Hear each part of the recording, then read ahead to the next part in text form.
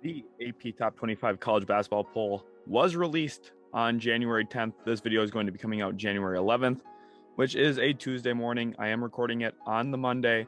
I just want it out on Tuesday. That way you guys have some time, get to look at it yourselves a little bit, and then get to hear my thoughts as well on the AP Top 25 in college basketball. There's a lot of really good teams right now, so let's jump into it here without further ado. Oklahoma, I want to highlight them really quickly. 122 votes, so pretty close to Illinois here, actually, for taking that 25 spot. Not quite enough yet, but they do have a key matchup against Texas this week, who's actually ranked 21. So if they do win that game, probably look to see them in the top 25 in next week's AP Top 25 poll. And now 25 to 21, let's focus in here with Illinois first at 25. Kofi Cockburn, he's been having a phenomenal season all year long. And the Fighting Illini, without Io DeSumnu this year, are trying to recreate some of the magic that they had last season. Now, I don't think that their ceiling is as high. Their guard plays down a little bit this year. And that's what you're going to have when you lose one of your best players in program history in Io DeSumnu. But Kofi Cockburn, he's in the running for AP or just for the College Player of the Year. He's been absolutely phenomenal. He's in the running for the Wooden Award, essentially. And I think that he is someone who could walk away with it at the end of the day. He's a really great college player. Not necessarily someone I see transitioning super great to the NBA, but for the Illinois Fighting Illini, he does have a lot of value. Also, make sure you guys leave a like, subscribe if you are new to the channel as well. It would mean a lot to have your support. Coming up in the near future, I'm hoping to start doing some more college basketball player spotlights for the NBA draft. Talking about what I think that they could be once they get to the league, what teams they would fit well on, strengths, weaknesses, all that good stuff and more. Also, we do some NBA mock drafts on the channel. So college basketball fans, there's a lot for you to keep your eyes on here on the channel. 24, we got Alabama, and they had a very, very tough week, lost to two unranked teams. However, they did get a win in there as well. They're at 11-4 currently in the SEC, fall down to 24 last week. You can see they were at 15. And I had really high hopes for this team. J.D. Davison, I had really high hopes for him. He's been a little up and down himself, and I think he needs to step up his play for this Alabama team to really get where they want to go to. At the start of the year, I think this team saw themselves as a team that could at least get to the Elite Eight come March. I don't know if I see that for them anymore, just based on their performances. They've lost a few games to unranked teams this year, and that really does signal some red flags for me that I wouldn't trust them come March to really, ride it out and actually put themselves in positions to win those games. There's just a lot that could go wrong for this team. I don't think they have enough scoring off the perimeter once you get into the half court. And that is a red flag for me for college basketball teams. Providence here at 23, they've had a pretty good year there in the Big East. Did drop a game this past week, though, that drops them from 16 down to 24. So that's a definite tough loss. Tennessee, kind of surprising here. They're at 22. They actually did lose to Alabama this week. So Alabama dropping two other games to unranked teams, despite their win against ranked Tennessee, definitely does kind of throw a wrench into things here, because usually when you see a head-to-head matchup, the team that wins ends up being ranked higher. However, we don't see that this week. Alabama's at 24, Tennessee's at 22, simply because of their other losses to unranked opponents. Alabama definitely got hurt a little bit more. See, though, there is only 40 vote points different here, so 4 or 5 voters really makes up that difference if they have them swapped by a few spots. So I wouldn't hit the red flag yet on Tennessee. They lost to a decent team in Alabama, a team that I don't necessarily see going all the way, but they're still a top 25 team nonetheless. Texas, 21. They are a team I'm starting to get a little bit more concerned about as we go throughout this season. They started in the top 10, and now we see them down at 21, and they continue to trend downward just a little bit. You see them drop 7 more spots this week. They've got good players. I like who they have on their roster. They just aren't winning games like they should be, and part of that is you have a new head coach there. You're running a new system. Players, you've got 2 really good guards, but they're transfers. They don't know the system yet.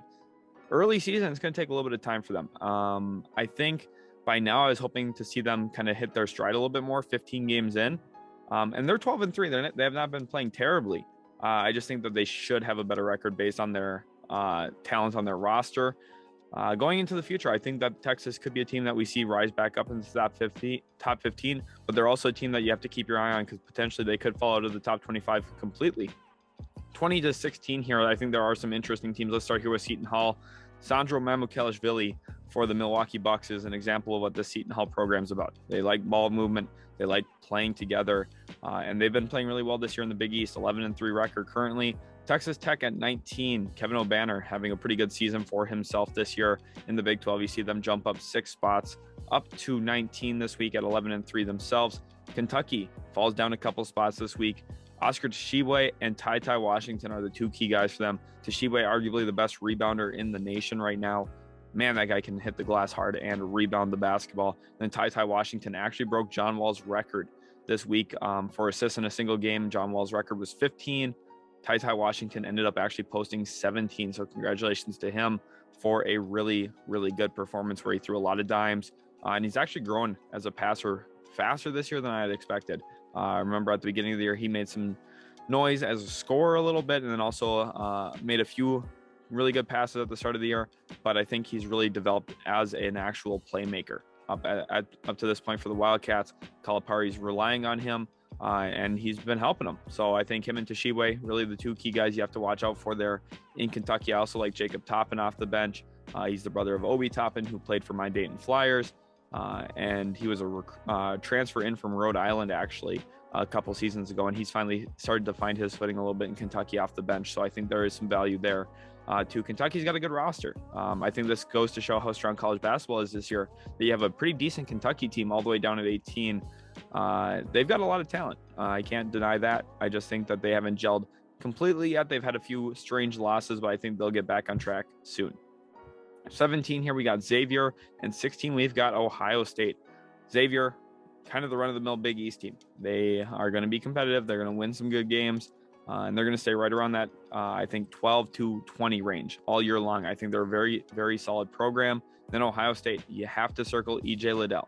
He is a beast. Now, they lost to Indiana this week, which is why you see them drop from 13 to 16 after Trace Jackson Davis had a phenomenal game in which he posted 5 blocks and kind of shut down E.J. Liddell a little bit.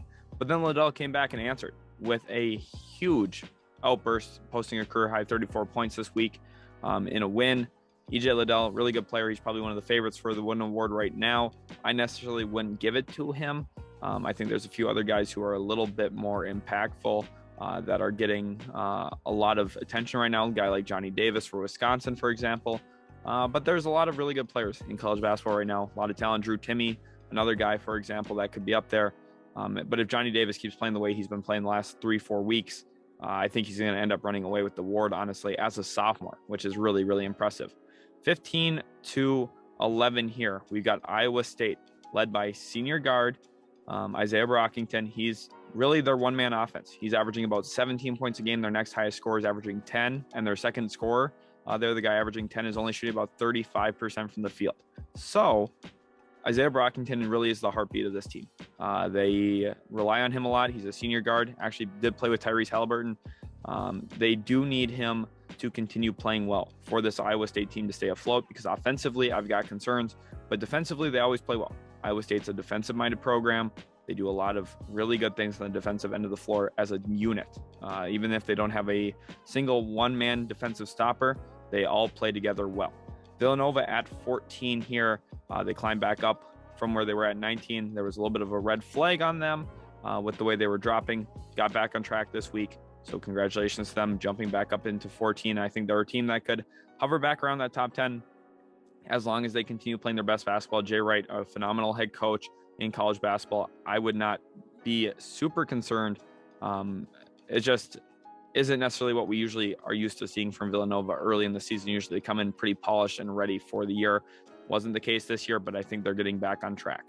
Wisconsin 13. I talked about Johnny Davis. This team is playing phenomenal basketball. They had a huge win over Purdue within the last week. And then you're also looking at some other really big games.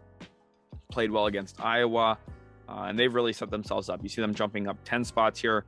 And Johnny Davis is the man of the hour for this team. They've also got some other nice guards there and some solid front court play. But I think Johnny Davis really is their go-to guy in the half court. And he's going to have to play really well for them throughout the rest of the year for them to have a chance at the national championship. LSU at 12, 14-1 record on the year, only lost to Auburn this season. So they're a very, very good team. Holistically, Will Wade having a great year as a head coach there. And they've got a lot of people. Kari Eason definitely had a nice poster dunk this week as well. And I think really the only thing that this team's missing is the true perimeter one-on-one scorer when the going gets tough and the half court slogs down a little bit. And that would have been Adam Miller had he not torn his ACL. This LSU team was built to try and win a championship. They honestly had a really good class come in, even though they lost Andre Hyatt to Rutgers. They've got a lot of talent. And I think that this team, with Darius Days really taking more of a role of stepping outside and shooting three ball more, they've got a lot of talent. And I think that they could go far, but it's going to have to be as a team unit. They're going to have to move the ball well. They don't have the guy who can take them home like they had last year with Cam Thomas, who in games against Michigan, St. Bonaventures, in the in the March Madness tournament, Cam Thomas really brought them places, and Trenton Watford did as well. LSU doesn't have that this year, but they have a more cohesive team. They have a little bit more talent. Darius Days has progressed, and I like what they've got. Houston, the Cougars here, 14-2 for the American Athletic Conference. Jump up one spot this week. Another good, solid week for Houston. Did not lose this week, and I think that's a reward for them. You end up seeing them not drop down any spots. Also, I do want to point out for LSU quick, I think that dropping them to 21 after a loss to a really good Auburn team was a little ridiculous. I just don't think they should have been that low. 10-6 here now. We've got some interesting ones. Michigan State, they stay right at 10 there. Before the season started, I said this Michigan State team is going to be a top 10 team. Tom Izzo, one of the best coaches in college basketball history. Not even just right now, all time. Tom Izzo's right there. Then you have Kansas here. They did lose this past week, but they've got a good team. Bill Self himself is one of the best college coaches of all time as well. Does a really good job recruiting. Ochai Agbaji's right there in the Wooden Award conversation as well. Duke at 8. They suffered a loss this week as well, and that's really heartbreaking for them. They had a turnover-filled game in their loss. I believe they set a season high with 17 turnovers in what is an unacceptable loss, and they really take a hit for it, drop all the way down to 8. I'm not going to hit the panic button. They've got AJ Griffin. They got Wendell Moore Jr. They've got Paulo Banchero. I also like their big men. I like their guard play. They're really good. Okay. I don't hit the panic button. Do not think that Duke is bad. Duke will be right back up into the top 5. I guarantee it. Please do not hit the panic button on the Duke Blue Devils. Historically, they've shown us they are a great team almost all the time. And this year is no different. Purdue at 7. Don't hit the panic button on these guys either. I know they lost a really close game to Wisconsin. Johnny Davis outperformed Jaden Ivey in that one. Please do not hit the panic button. Jaden Ivey's a top 5 favorite probably for the Wooden Award himself. And then you've also got some really good pieces around him. Zach Edey, a huge center who can protect the rim. Travion Williams, a good post player who has feel to his game. Good passer out of the post, does a lot of nice things for that Purdue Boilermaker team. And the thing is, Caleb Furst hasn't even really been healthy this year for them. Once they get him back, wow, this team's going to be much, much better even because you have a little bit more front court depth. And they also got Stefanovic, who can really shoot the basketball. I just think that they're probably one wing score away. I've been saying that in terms of when it comes to the March Madness. Can they knock down a team like Duke? Can they knock off Gonzaga? Can they knock off some of these other really great teams? I'm not sure if they can, but for the regular season, they're going to be great. They're going to be back into that top 5. Please do not hit the panic button on Purdue. Arizona at 6. They are a very good team themselves. Of course, that number 6 seed, very, very well deserved. And you see the committee giving them some love over Duke and Purdue here because of who they are and what they've got. Koloko, a really good big man, but then Ben Mathurin, he's really the start and stop guy for this team. Does a lot of his work off the ball offensively, but he's extremely efficient in that role. I think he's one of the guys in this class that's going to really transition well to the NBA, but he's playing great college basketball right now. Deserves a lot of credit. Cemented himself as a lottery pick in my eyes, and Arizona is better because of him. He is everything that this Arizona team needs. They lost James Akinjo as a transfer this past year to Baylor, and yet here they are at 6. Very impressive for Arizona to still be up this high despite losing a key player, someone who put up like 14 points a game for them last year. It's hard to withstand a loss like that and still be really, really good, and that's what the Wildcats are doing. Number 5 here, we got USC, the Trojans, led by Isaiah Mobley. Trojan basketball is back. Before the season, I had highlighted USC as a team I thought would climb, mostly because of Isaiah Mobley, but they've got some other good recruits in there. This program is just on the upswing again. I'm glad to say it. I'm glad to see it. USC is better at basketball again. and it's really fun to watch. Isaiah Mobley, really talented. I could honestly see him being a late first-round pick even this year. Last year, I thought he'd be a late second-round to undrafted type player, and then he decided to withdraw from the NBA draft. And I think he made the right decision for himself. Here, we've got Auburn. Finally, a little bit of love for the Auburn Tigers. This team is great. Great is the best way to describe them. They've got good guard play. They've got phenomenal front court play. Jabari Smith, Walker Kessler, if you don't know those names, know them. Learn them right now. Jabari Smith, arguably going to be the number 1 overall pick in the draft. Really great player in the half court. He's going to assert himself as a face-up 4, can function off the perimeter, and actually has a little bit of a handle to him as well. So he's very impressive at 6'10". And then the nice thing is they have the perfect complement to him in the front court. And Walker Kessler, a guy who I don't think gets enough love nationally. He's averaging a ton of blocks a game right now. I believe over 3. And he's just been great next to Jabari Smith. Jabari Smith's a little bit more of a finesse player. So you had to bring someone who's going to be able to do the dirty work. And that's what Walker Kessler does. Play out of the post a lot. He's a solid passer, decent decision maker. And you're also looking at someone who protects the rim. And that's what Auburn needs. And they've been great. 14-1 record. And I think the ceiling is extremely high for the Auburn Tigers. 3 now, we got UCLA here. Johnny Juzang having another solid season. Jaime Jaquez as well. And then you're also looking at Peyton Watson being really the X factor for this Bruins team going forward. They're the 3 seed right now. They're number 3 in the nation. And Peyton Watson has not played good basketball. I think that if he can really find a way to assert himself in the second half of the season, actually put himself in an offensive role where he's going to have success, then the Bruins are cooking. They could be really dangerous if Peyton Watson finds his footing in college basketball. He has not done so yet. I don't want to hit the panic button. He's going to have a solid career ahead of him for college basketball. I'm not worried about that for the long term. But single-handedly for this season, UCLA needs Peyton Watson to play better. And I think that by the end of the year, by February or close to March, maybe the start of March, we have to evaluate how he's doing. If he hasn't stepped up, I'm not going to buy into UCLA as a legit national title favorite. They're going to be a contender, but I think Peyton Watson's the guy that could really flip them into a favorite if he picks up his performance. Gonzaga at 2. They had a big win over Pepperdine, scored over 100 points in that one. Chet Holmgren, I believe, had 18 and 11 in that game, and he just continues to do what he does best. He's very well-rounded as a basketball player. Helps you in essentially every area. He's a good transition player on both ends, transition offense, transition defense, rebounds the basketball pretty well, is a Swiss Army knife offensively. You can play him on the perimeter, play him around the post, put the ball in his hands a little bit, can do a lot of different things with him. And defensively, my goodness, when he jumps up on a screen, wow. When he protects the rim, wow. Yeah, there's just so much wow factor watching him play basketball. I got to see him quite a bit when he was at Minnehaha, playing high school basketball in the state of Minnesota.